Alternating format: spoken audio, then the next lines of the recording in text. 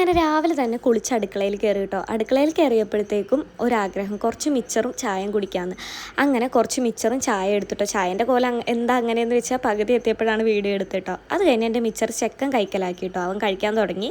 അത് കഴിഞ്ഞിട്ട് ഞാൻ നേരെ പുട്ടും അതുപോലെ തന്നെ കുറച്ച് ചെറുപയറും എടുത്ത് കഴിച്ചിട്ടോ.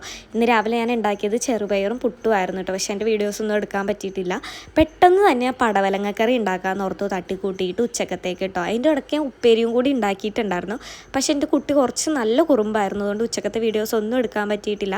കുറച്ച് നേരം ഞങ്ങൾ ഉറങ്ങിയതിന് ശേഷം ഞങ്ങളൊന്ന് പുറത്ത് പോകാൻ നോക്കുമ്പോൾ നല്ല മഴ കേട്ടോ. മഴ പെയ്തു. ഞങ്ങൾ കുറേ നേരം അവിടെ പോസ്റ്റായി. അങ്ങനെ മഴ തോർന്ന് കഴിഞ്ഞപ്പോൾ ഞങ്ങൾ പതിയെ ഇറങ്ങിയിട്ടോ, ഒരു കുടയും ചൂടിയിട്ട്.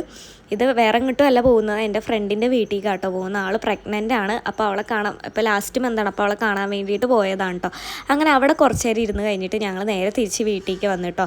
വീട്ടിൽ വന്നു കഴിഞ്ഞപ്പോൾ ചെക്കനും പെണ്ണും കളി തുടങ്ങി. അവൾക്ക് ഇങ്ങനെ ചെക്കനെ കാണാണ്ട് കാണുമ്പോൾ ഭയങ്കര ഇഷ്ടമാണ് കേട്ടോ.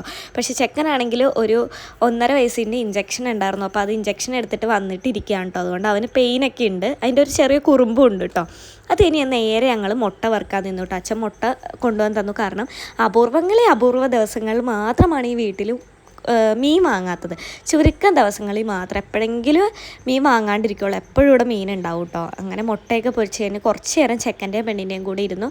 അവരിങ്ങനെ ഓരോന്നും അങ്ങോട്ടും ഇങ്ങോട്ടും കാട്ടുക കേട്ടോ. അപ്പോൾ ഇന്നത്തെ വീഡിയോ ഇത്രേ ഉള്ളൂ. എല്ലാവരും ഒന്ന് ചാനൽ സപ്പോർട്ട് ചെയ്ത് സബ്സ്ക്രൈബ് ചെയ്യണേ.